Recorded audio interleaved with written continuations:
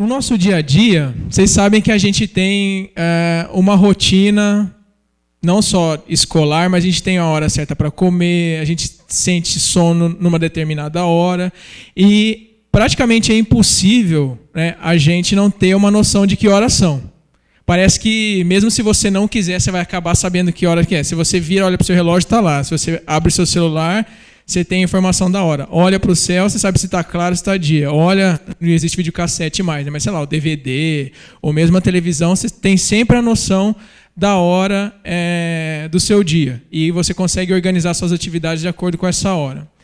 Mas um dia, um cara muito maluco, chamado Michel Siffre, essa é uma foto dele de 2000, ele é um espeleólogo. Você sabe o que é um espeleólogo? É um cara que estuda caverna.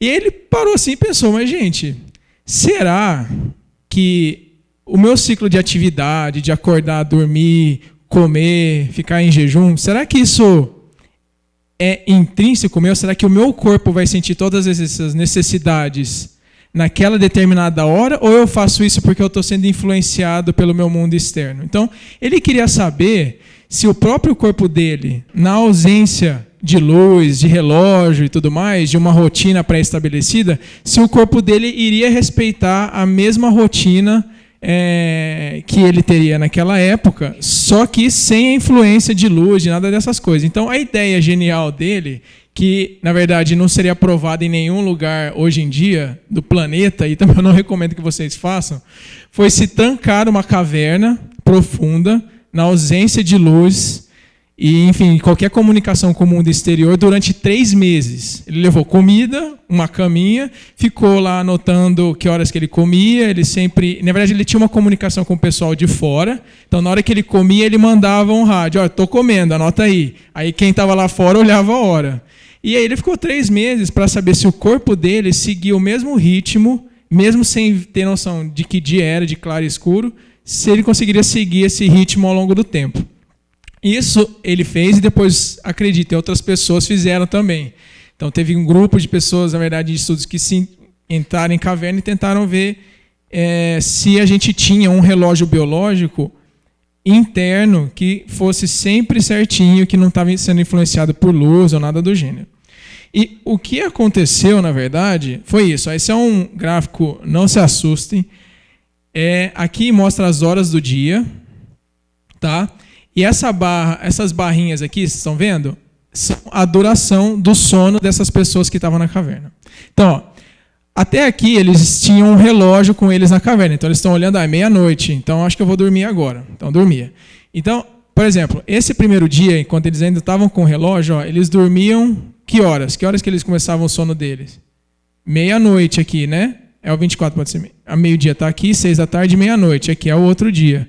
Então ele dormia da meia-noite até mais ou menos umas 8 da manhã, tá vendo? E aí aqui ele ainda estava com o relógio, repetiu o mesmo horário, a mesma rotina, aqui ele estava com o relógio, e aí naquela caverna tiraram o relógio deles. E olha o que aconteceu com o sono deles. Alguém consegue descrever para mim o que aconteceu? A duração do sono mudou muito. A duração, na verdade, é o tamanho da barrinha. Ela mudou muito? A duração não mudou, vocês concordam? Então parece que o corpo deles estava seguindo um ritmo de duração de sono que era constante. Mas o que mudou então? Vocês conseguem visualizar o que mudou aqui? O horário do quê? Que eles iam dormir. Então, olha que interessante. Aqui ele começou a perder a noção de horário, então ele começou a adiar cada vez mais a hora que ele ia dormir. Cada vez mais, então, ele começou a dormir meia-noite. Sem ele saber, ele foi adiando, e ele começava a dormir 6 horas da tarde do outro dia.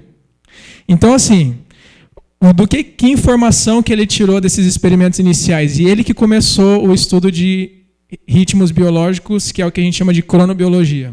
Que a gente tem um relógio biológico. Por que a gente tem? Porque o sono dele se repete na mesma duração, mais ou menos, no mesmo intervalo. Só que esse relógio interno dele, ele é sincronizado, a gente sincroniza nosso relógio baseado na luz, ou mesmo no nosso horário, no nosso relógio. Então, na ausência de luz, o relógio ele ainda funciona, só que ele perde a sincronia, concorda? Dura a mesma coisa, mas ele vai meio saindo de sincronia do que o que ele fazia antes. Então, o que isso demonstrou, então? Que o ser humano ele tem um relógio interno, que a gente funciona, a gente tem ciclo de atividade e de repouso sempre na mesma duração. E que a luz ela é responsável por sincronizar que hora que a gente começa cada um desses ciclos. E aí o pessoal começou a se interessar por isso. E eles viram, na verdade, que todos os organismos têm um ritmo circadiano para as atividades deles. Por exemplo, planta. Vocês já viram aquele dorme João? Uma plantinha que abre e fecha? Então, essa plantinha, ou a mimosa, durante o dia, ela fica lá com as folhas abertas, que aí ela fica mais exposta à luz, faz mais fotossíntese e tudo mais.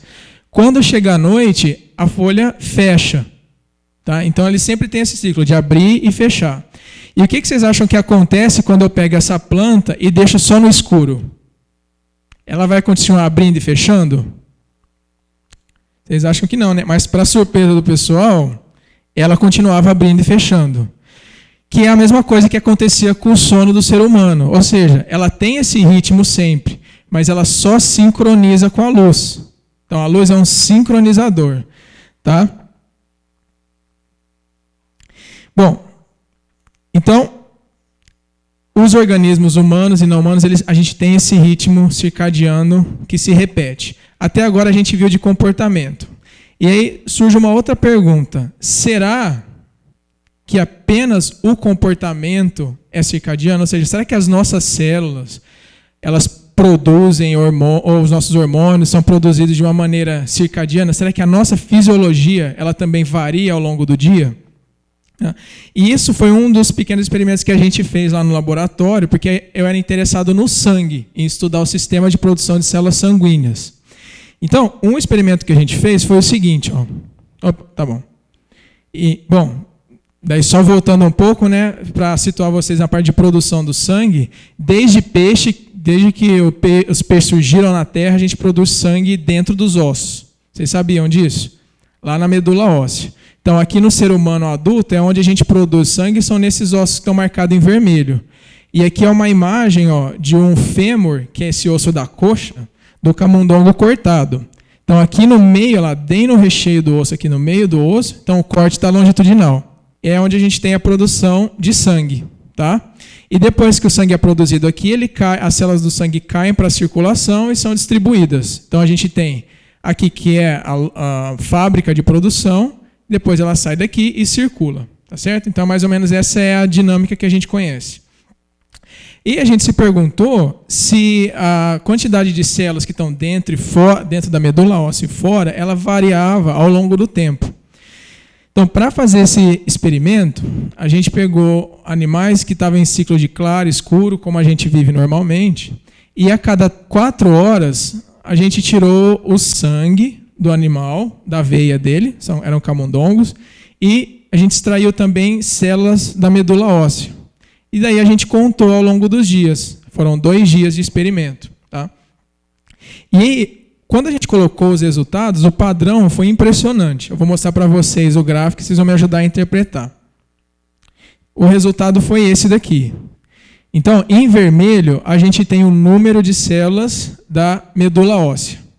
E em preto, o número de células que estão no sangue. Então, o que acontece é que durante o dia é o repouso do camundongo, porque o camundongo ele é um animal noturno. Então, durante o dia, ele está com a maioria das células estão circulando, tá? E ao passo que na medula a quantidade é pequena. Quando você apaga a luz, quando o camundongo vai dormir, isso começa a inverter. Tá vendo? A célula do sangue cai e a da medula sobe. Então, olha só que maluco. Não é só ciclo de sono e atividade, não é só abrir e fechar de folha. As células do sangue, agora, durante o dia, elas estão circulando no nosso corpo. Quando começar a chegar mais para a noite, elas vão começar, parte delas, não é tudo, porque senão você morre. A parte dessas células vão entrar e se alojar dentro da medula óssea. E quando amanhecer de novo, elas vão começar a sair. Então, agora, o que a gente vê aqui é que a fisiologia, as nossas células, elas também têm um ritmo circadiano. Então, não é só o comportamento. E tem um outro ponto que que a gente precisa chamar a atenção aqui. É no momento que a gente tira a luz, que as células, por exemplo, do sangue começam a cair. A célula cai porque a gente apaga a luz, baseado aqui, ó, nesse gráfico. O que vocês acham? Não. Por que não? Porque está mais alta, exatamente. Então, quando a gente olha aqui, antes mesmo da escuridão chegar, esse número de células começa a cair. Concordam? Então, o ritmo circadiano, ele antecipa as alterações que vão vir do meio ambiente. Isso é evolutivamente muito importante. E eu vou dar um outro exemplo aqui, e aí a gente discute o porquê que isso é importante. Esse é um outro exemplo que acontece com todo mundo aqui nessa sala. Aqui é um gráfico de quantidade desse hormônio, que chama melatonina. Ele é conhecido como hormônio do sono. Tá? Ao longo do dia. Então aqui é 2h, daí vai chegando perto da noite, a sua melatonina, que é o hormônio do sono circulante, começa a subir. Subir, e aí ela alcança o pico. Então, geralmente, a melatonina, quando ela está em níveis altos, ela ajuda a gente a dormir. Tá? E em níveis baixos, a gente está desperto. E vocês podem ver aqui de novo que não é que apagar a luz faz a melatonina subir. Tá? Ela já começa a subir antes, então ela se antecipa ao período noturno.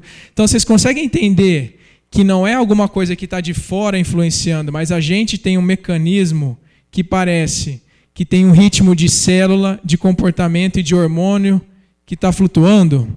E ninguém sabia como que o nosso relógio biológico funcionava. Como que essas coisas acontecem sempre a cada 24 horas? Como que isso é mantido? Se ela acontece mesmo antes da luz. Quer dizer, não é a luz que está fazendo isso. E tem uma coisa interessante, né? Eu vou mostrar para vocês depois, mas eu te falei que esses ritmos eles são influenciados pela luz. Se você der, por exemplo, um pulso de luz à noite, você estimula a queda da produção de melatonina. Porque lembra que a gente sempre tem esse relógio flutuando, tanto das células como da produção da melatonina. Ela faz assim 24 horas, cai, sobe, cai, e ela está certinha subindo durante a noite. Quando você liga a luz e fica exposto a um período de luz durante a noite, ela vai tentar se ajustar e aí ela vai cair no meio da noite. É por isso que não é bom a gente olhar o celular antes de dormir por muito tempo. Que muita gente às vezes tem... eu falo, não deveria, acho que todo mundo faz, mas essa luz ela ajuda a perturbar o nosso ritmo circadiano também. Tá? Bom, agora esse relógio... As nossas células, os nossos hormônios, então eles se antecipam ao que acontece no ambiente. E isso é explicado pelo fato de que a vida, na verdade, evoluiu num ciclo de claro e escuro. Tá? Então a gente tem duas coisas muito diferentes acontecendo durante o claro e escuro. Então, por exemplo, durante o dia que a gente tem exposição à luz, geralmente para um organismo diurno a gente tem incidência de luz ultravioleta, atividade física, caça, é a hora que a gente se alimenta, faz fotossíntese, não, a gente a planta, né? E tem calor. À noite é frio, escuridão e é a hora do repouso para o animal diurno. Agora, o que vocês acham? Então, assim, por exemplo, lá no início da evolução da vida na Terra, quando só existiam seres unicelulares, eles têm o DNA. E aí eles iam dividir, então para uma célula se dividir, primeiro ela duplica o DNA. E aí não pode ter erro nessa duplicação do DNA, certo? A luz ultravioleta, acho que vocês devem saber que ela causa danos no DNA. Então, qual que você acha que seria uma hora do dia melhor para esses seres organismos se dividirem? Durante o dia ou durante a noite? Durante a noite. Então... aqueles caras porque eles não escolhem, né? Mas aquele pessoal que geneticamente estava programado para se dividir durante o dia, acabava tendo maior chance de ter dano no DNA, e o que levava a mutações, e esses organismos, na verdade, não deixavam descendentes, e eles foram selecionados. E aqueles organismos que se dividiam só à noite, compartimentalizavam a divisão só à noite, eles conseguiam evitar esses danos, por exemplo, e prosperar, evoluir, etc. e tal. E aí é muito interessante porque até hoje, no nosso corpo, em muitos tecidos, a divisão celular, ela geralmente acontece em uma determinada faixa do dia, tá? E geralmente é à noite. Porque esse foi um mecanismo que foi selecionado lá de trás e que se manteve até hoje. Então, olha como isso é fundamental. E por isso que a vida já estava tão acostumada a viver em ambiente claro, escuro, ultravioleta, caça, alimentação, que os nossos ritmos foram adaptados a se antecipar esses ritmos. Por isso que a gente tem essa oscilação. Tá? Bom, e tudo bem. A gente já viu, então, que nosso organismo, nossa fisiologia, ela segue essas alternâncias. Agora, a pergunta fundamental ainda não foi respondida. Como que a nossa célula sabe a hora de dividir? Como a nossa célula sabe a hora de respirar? Como a nossa glândula pineal sabe a hora de produzir hormônio? Mesmo na ausência de luz, que a gente viu que mesmo na escuridão a coisa continua flutuando. Como que isso acontece dentro da célula? Então, há muito tempo atrás, isso aguçou a curiosidade de um grupo de laboratórios e eles foram pesquisar. O modelo de pesquisa deles era a drosófila, que era aquela mosquinha da fruta, que é mais fácil de manipular, e eles começaram a estudar e eles descobriram o processo do relógio molecular circadiano dos organismos, que é esse daqui que a gente vai ver agora. Então, na verdade, tudo está relacionado a atividades que ocorrem dentro do núcleo e no citoplasma da célula. Então, imagina que aqui a gente está no núcleo da célula, tá? Que é onde tem o DNA e tudo mais. Num dado momento, lá do DNA, é induzida a expressão de uma proteína que eles chamaram de B-mal1. Tá? Então, a gente tem os genes, né, que é uma sequência de DNA que produz uma proteína, e num dado momento, essa proteína é produzida. Tá? Esse B-mal1, ele se liga lá no núcleo mesmo da célula com uma outra proteína que chama clock. Clock eles deram justamente o nome porque é relógio em inglês. Então ele faz um parceiro, a gente chama isso de dímero. Então, ele se une a essa proteína. Quando ele se une a essa outra proteína parceira, ele migra lá no núcleo mesmo e vai para uma outra região do DNA ativar um outro gene. Ele migra lá, vai numa outra região do DNA e estimula um outro gene que produz uma outra proteína que chama PER de período. Então eles deram todo o nome relacionado a ciclo. O PER, o período, ele também se associa com uma parceira, que é a CRY. Tá vendo? Então quando ela é produzida, ela se associa a outra parceira, que é a CRY. E o que é interessante? Esse dímero de CRY e PER, essa outra proteína, ela inibe esse dímero aqui. Tá? Então, gravem bem isso daqui. Então, você tem a ativação dessa proteína de um DNA que se associa com uma outra. É mais para a gente ver o mecanismo da coisa. E ela estimula, por sua vez, a produção de PER, que se associa a CRY, que inibe essa anterior aqui. Certo?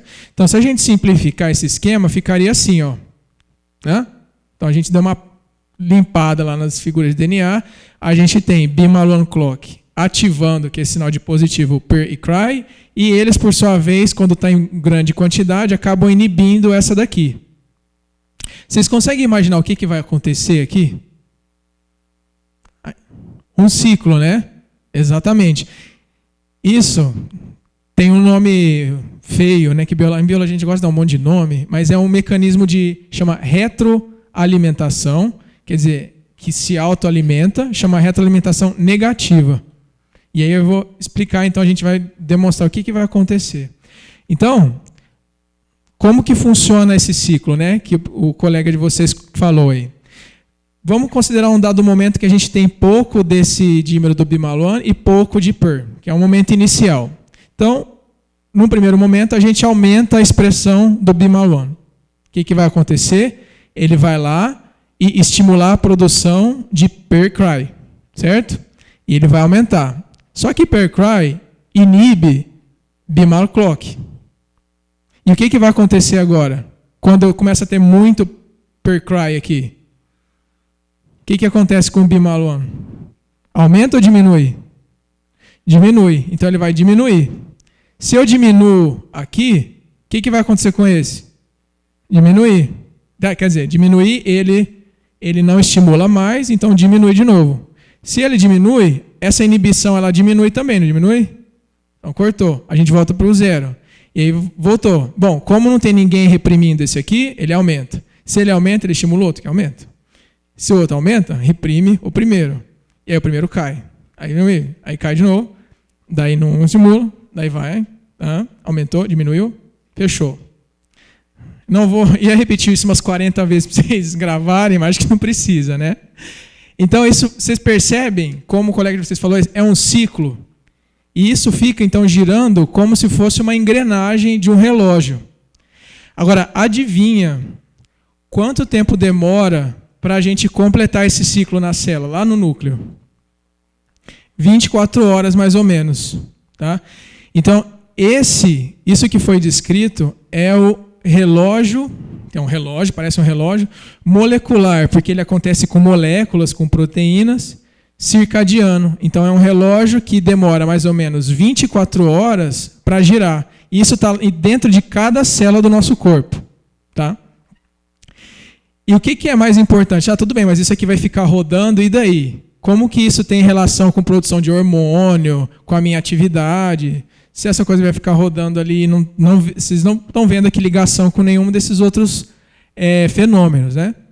O que acontece é que essas proteínas, elas não só se regulam entre si, mas elas também estimulam outros genes, outras proteínas, envolvidas com vários outros processos biológicos. Por exemplo, o reparo do DNA, então quando o nosso DNA ele tem uma lesão, por exemplo, por raio ultravioleta, ou enfim, lesão acidental, que isso é comum de acontecer nas nossas células, a gente tem uma série de proteínas que vão enxergar e falar, olha, tem um erro no DNA aqui, vamos reparar para não dar mutação, para não propagar. E aí repara.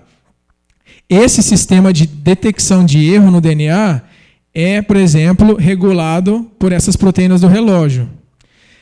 A divisão celular também o ciclo celular também é regulado pelas proteínas do relógio biológico. O metabolismo, por exemplo, consumo de oxidação de glicose, tá? O uso de açúcar pela célula, produção de energia, também é controlado por elas. Então, vocês imaginam que aqui a gente tem uma engrenagem central que fica rodando, ao mesmo tempo, a cada vez que ela gira, existe uma influência em todos esses processos das células, que são processos essenciais. Por isso que o reparo de DNA, divisão, metabolismo, migração e outras características nossas, elas acontecem de 24 em 24 horas. E vocês estão vendo a participação da luz aqui? Não, porque a luz, ou o que quer que seja, não vai afetar, vai fazer com que essa engrenagem pare de rodar. Tá? Então, o relógio molecular circadiano, que agora está lá dentro das nossas células, ele gira independentemente de fatores externos e ele regula funções críticas das células. Tá? Então, em 2017, as 3 pessoas, na verdade, que descobriram esse mecanismo, o Michael Resbach, o Michael Young e o Jeffrey Hall, eles ganharam o prêmio Nobel por descrever esse mecanismo em drosófila e viram que isso está desde bactéria até mamíferos superiores. Tá? Então, eles descreveram esse processo. Bom, então, esse mecanismo ele acontece nas suas células. E como que isso é sincronizado pela luz? Lembra que eu falei que se você jogar um pouco de iluminação, você pode afetar esse relógio automático que a gente tem nas células? E aí agora a gente vai sair da célula e dar um zoom out. Né? A gente vai sair da célula e ver o panorama como um todo no organismo. E a gente é mais ou menos isso daqui. Ó. Aqui é o nosso cérebro. Tá? E aqui é a inervação que sai do nosso cérebro, passa pela medula e vai para os órgãos periféricos que a gente fala. Tá? Então, o que acontece? Esses relógios, então eu representei assim com um monte de engrenagem aqui, eles estão sempre girando nas nossas células, lembram? Controlando divisão a cada 24 horas. E aí, como que a luz sincroniza tudo isso? Para te produzir melatonina na hora certa, para dividir na hora certa de acordo com a hora do dia. Lá no cérebro, a gente tem, desculpa estar em inglês, mas eu explico aqui, não se preocupem não, só mais com o esquema mesmo. A gente tem no cérebro uma região que chama núcleo supraquiasmático, é uma região do cérebro. E quando a gente toma contato com a luz, ela vai lá excitar a retina, e a retina vai mandar sinal elétrico para esse núcleo, lá no cérebro nosso. Quando esse núcleo recebe esse sinal, ele produz, por exemplo, hormônio, por exemplo, o corticotrópico, que está aqui. Esses hormônios são produzidos lá nessas glândulas neuronais, digamos assim, e isso é liberado no organismo. Quando esses hormônios viajam, eles chegam aqui, quando eles encontram a célula, o que eles podem fazer é dar um... Lembra do pay or cry? Quando o hormônio chega lá, ele dá um pico no pay or cry. Quando ele dá um pico em um lado do relógio, aí o outro tende a diminuir, mas ele se recupera e diminui o outro. Então ele começa a balancear. Então o relógio está flutuando assim, de repente ilumina, dá aquele pico no pay or cry e ele passa a circular numa outra sincronia. Vocês entendem?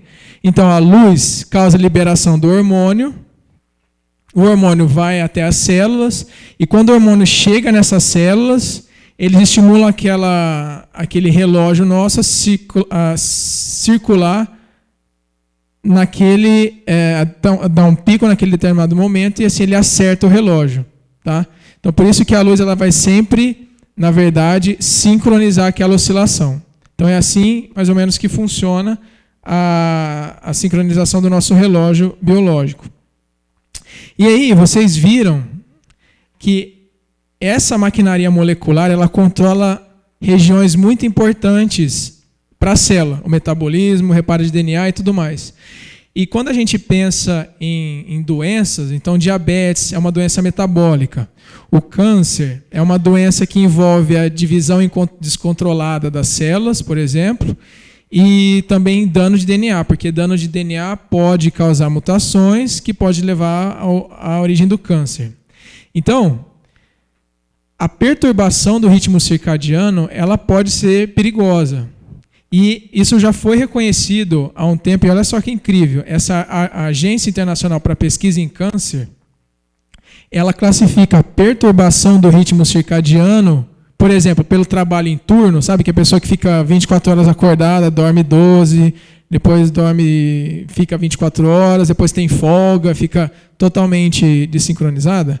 Essa perturbação do ritmo, ela é classificada como um provável carcinógeno. O que é um carcinógeno? É alguma substância, nesse caso não é bem uma substância, mas que pode causar câncer. Então o tabaco do cigarro, ele é considerado um carcinógeno. E eles consideram perturbar o ritmo circadiano como quase um carcinógeno. A chance é grande, quase tão grande quanto do tabaco, por exemplo. Então olha para vocês verem como cuidar do relógio é importante. E vocês entendem o porquê. Porque aquela maquinaria regula funções muito importantes para a célula. E olha que interessante, não é só a luz que sincroniza aquele relógio, a alimentação também. Então, quando a gente come em determinado momento, tem uma liberação de hormônios que servem também para sincronizar o seu relógio. E teve um estudo muito grande na França, com 40.398 pessoas. Eles anotavam qual era o hábito de alimentação das pessoas e foram seguindo elas ao longo da vida. Lá na frente, eles olharam esses dados e, bom, o que aconteceu com essas pessoas? E vamos ver se a gente consegue encontrar algum padrão aqui. O que eles encontraram, por exemplo, é que quem se alimentava depois das 9h30 da noite, que eles consideravam como pessoas que comiam tarde, eles tinham maior chance de desenvolver câncer de mama e de próstata, por causa de sincronização. Claro que não é um absurdo, não é porque você vai comer 9h30 hoje que você está perdido. Mas no estudo populacional desse, você consegue pegar um grupo pequeno de pessoas em que isso foi, na verdade, bastante significativo. Isso só demonstra o quanto é importante, de novo, essa manutenção desse relógio, tentar não perturbar, e a importância dele na fisiologia humana. Bom, dito isso, lá no nosso trabalho, a gente depois se voltou para uma outra pergunta. Bom, tudo bem, é bastante importante para esses processos fisiológicos, mas como é que isso está, né, no câncer? E agora que a gente entra um pouco em um tipo de câncer, que é a leucemia, onde a gente estudou o efeito do ritmo circadiano na leucemia, nesse tipo de câncer em si. A leucemia é uma neoplasia, é um câncer do sangue, tá? E a doença que a gente estudou, porque câncer não é um só. Então, mesmo leucemia, você tem vários tipos, é uma infinidade de tipos. A gente estudou a leucemia mieloide crônica, e essa leucemia ela acontece dessa maneira que está exemplificada aqui. Então, essa daqui é a árvore hierárquica de produção do sangue. Então, a célula que produz nosso sangue é a célula tronco hematopoética, que ela está lá no topo da hierarquia. Depois ela vai se diferenciando ou para a linhagem que produz células mieloides, que a gente fala, que é um tipo de célula de defesa, ou para o lado que produz células linfóides, que é um outro tipo de célula de defesa, os linfócitos. E à medida que ela vai se diferenciando, ela vai se comprometendo com cada um dos tipos celulares do sangue. Tá? Na leucemia, o que acontece? Nesse tipo de leucemia, acontece uma mutação que leva à proliferação descontrolada lá em cima, na célula mãe, lá, célula tronco hematopoética. Só que no paciente, num primeiro momento, quando a doença está começando, ela é branda, qual que é o reflexo que você vê no paciente? Tá aqui, ó. Ele começa a produzir muito dessa célula aqui no sangue, que é o neutrófilo. E aí eu represento aqui. Não sei se vocês conseguem ver, mas o neutrófilo é essa célula com um monte de lóbulo, parece quase que uma ferradura, o núcleo. Então, essa aqui é uma célula, outro neutrófilo aqui. Essa ferradura, isso roxinho aqui é o DNA, é o núcleo dele. Não é um núcleo redondinho, ele parece uma ferradurinha assim. E essa é uma imagem do sangue. Então, a gente passa o sangue numa lâmina e olha no microscópio depois de corar. Um paciente que está com a doença nessa fase inicial, ele tem muito dessas células que parecem uma ferradura, com núcleo de ferradura na circulação. Depois, se o paciente não for tratado, ele acumula mais mutações e ao invés dessa célula crescer, essas daqui, que são progenitores mais do meio, começam a crescer descontroladamente. E essas células aqui, elas são mais imaturas. O núcleo ele é redondo, ele ocupa quase toda a célula. Essas células imaturas, elas são chamadas de blastos. Então, essa fase da doença, quando o paciente para de produzir essas células maduras e começa a ter uma proliferação descontrolada das imaturas, é chamada de crise blástica, que é uma crise dos blastos. Isso é fatal. É muito difícil de tratar e o paciente a morte dele é quase certa. Então, é uma doença que evolui. E eu queria, na verdade, por causa dos outros experimentos, que vocês memorizassem essas duas imagens aqui. Eu tivesse uma ideia do que é uma fase branda e do que é uma fase grave. Tá? Então, essa é a doença que a gente foi estudar. Então, essa imagem aqui, a fase branda, que esses núcleos com ferradura, e a fase grave, tá vendo? O núcleo roxo escuro quase tomando a célula inteira. Essas aqui são os glóbulos vermelhos, e essas são células imaturas. Tá? Bom, no nosso estudo, o que a gente viu é que os pacientes com leucemia, eles sempre têm uma baixa quantidade de bimaluano. Então, o relógio desse pessoal está parado, porque eles não conseguem aumentar essa quantidade de bimaluano. E a gente achou isso interessante. Então, o primeiro experimento que a gente fez foi tentar ver, bom, será que se a gente pegar um camundongo, fazer com que o relógio pare de funcionar e induzir a leucemia, será que a leucemia vai ser mais grave do que no camundongo que tem o relógio funcionando? Porque lembra que esse relógio molecular ele controla funções muito importantes da célula, como reparo e tudo mais. Será que se a gente tirar isso, a gente aumenta a gravidade da leucemia? E será que isso é o que pode explicar uma leucemia em alguns pacientes que fica só branda e outros vai de branda para grave? Será que nesses pacientes que vão de uma leucemia branda para grave é porque houve uma perturbação do relógio biológico? Bom, para fazer isso, a gente usou animais transgênicos, tá? Um animal aqui, o azulzinho, ele tinha o gene PER, lembra? Que é um braço do relógio. Ele tinha o gene funcionando. E o outro, que é o que está em vermelho, ele não tinha o gene funcionando. O relógio dele não funcionava direito. Ele era completamente perdido. E aí a gente colocou o gene da leucemia, lembra? Aquele gene que causa a leucemia, nos dois grupos de animais e a gente avaliou a progressão da doença. E aí eu vou mostrar a imagem do sangue desses dois animais, esses dois grupos, e vocês me falam o que vocês podem concluir disso. Então a gente tirou o sangue deles e no final a gente viu isso. Esse é o sangue do camundongo com leucemia, com o relógio. E esse é o sangue do animal com leucemia e sem o relógio. O que vocês conseguem perceber nessa imagem, baseado no que a gente já discutiu?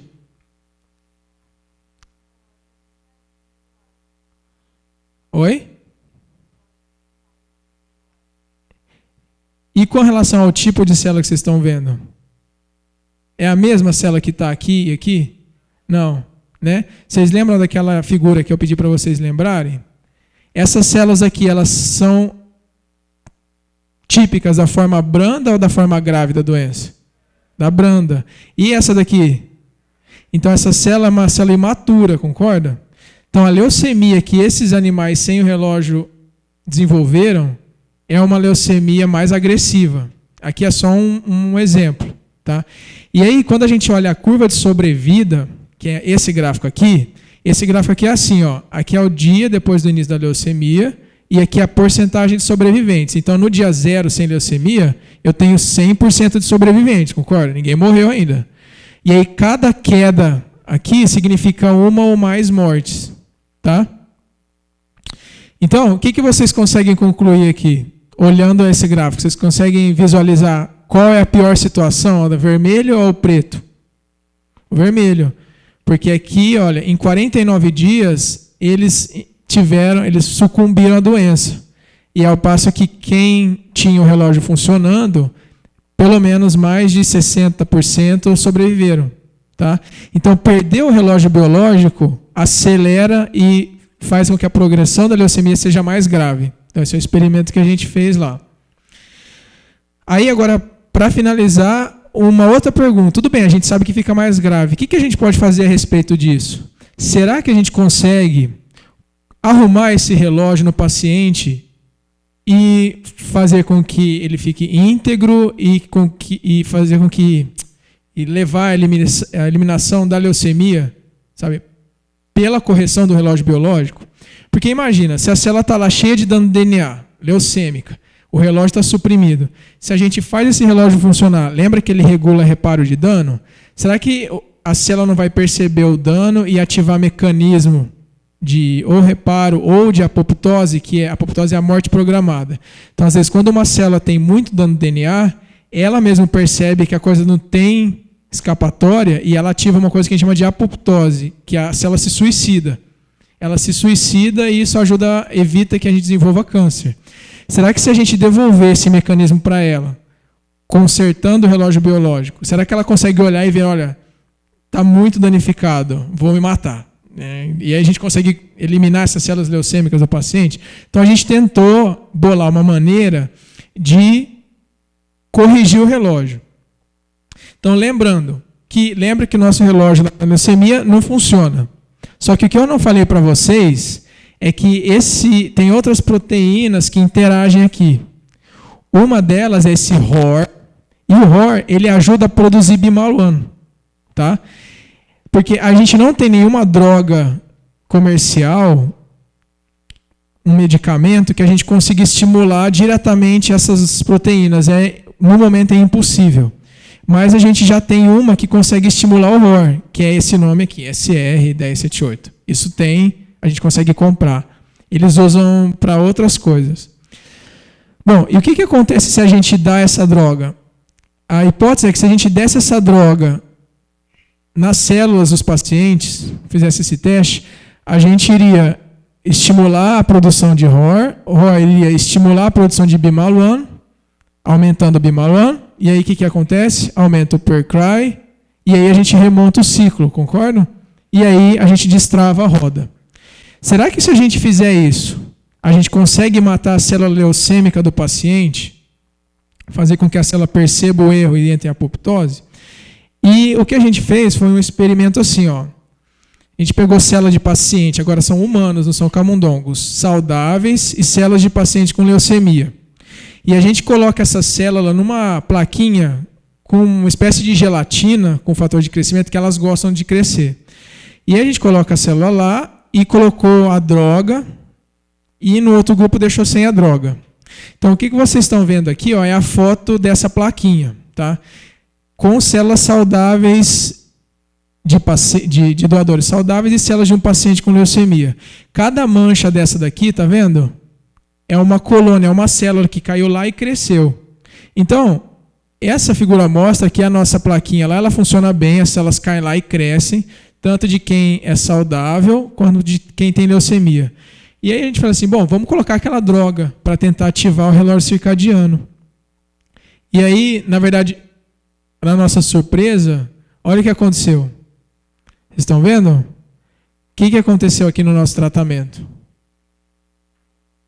Qual célula que morreu depois que a gente colocou essa droga que ativa o relógio circadiano?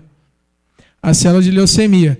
Agora, você pode dar esse medicamento de célula de leucemia e vai cura a leucemia, mas aí você tem que pensar, bom, será que isso também não vai matar o paciente? Essa droga, ela é tóxica para o paciente, ela tem um indício que essa droga seja tóxica para o paciente ou saudável, para as células saudáveis do paciente? Não, né? Por quê? Porque sobreviveu. Então, exatamente. Então, essa foi uma droga seletiva, que a gente conseguiu eliminar as células leucêmicas e, na verdade, as células saudáveis do paciente não foram eliminadas, tá? Pela recuperação do relógio biológico. Então, é basicamente, na verdade, isso que eu gostaria de contar para vocês. É um pouco da visão básica do que é o relógio, da importância da gente manter cuidar também no nosso relógio biológico e mostrar para vocês qual é a importância dele até no estudo do câncer e como a gente pode tentar controlar esse relógio para encontrar novas formas de tratamento. Tá? E esse é um exemplo que a gente encontrou no laboratório. Tá bom? E eu gostaria de agradecer a atenção de vocês e estou aberto às perguntas. Obrigado. A parte que você falou sobre a célula que dá o sono para uma pessoa que tem insônia, ela pode ter alguma coisa a ver com essa célula? A insônia do ritmo, você está falando do ritmo circadiano, do hormônio que dá o sono para as pessoas. Sim, ela pode ter desregulação desse mecanismo, sim. E o que é também muito importante, você comentou bem, pessoas que têm insônia, sabe, que têm um sono irregular, elas têm muita chance de desenvolver vários tipos de doenças, assim, imunológicas. Tem uma doença que é como se fosse uma dor quase que crônica, que é a fibromialgia.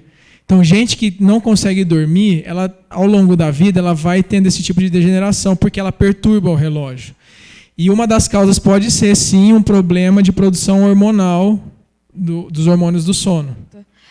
Você comentou, né, que a divisão celular ela tende a ocorrer à noite. No caso onde não tem a luz, que você disse, por causa dos raios UV, ultravioleta, coisa assim. Mas essa divisão celular, ela vai ocorrer mesmo com a gente acordado, em funcionamento normal, ou só quando a gente dorme? Não, ela ocorre, assim, em alguns tecidos, é assim, as células estão dividindo sempre, né? E a maior fração da divisão celular, ela ocorre durante a noite, tá? Mas ela também ocorre durante o dia.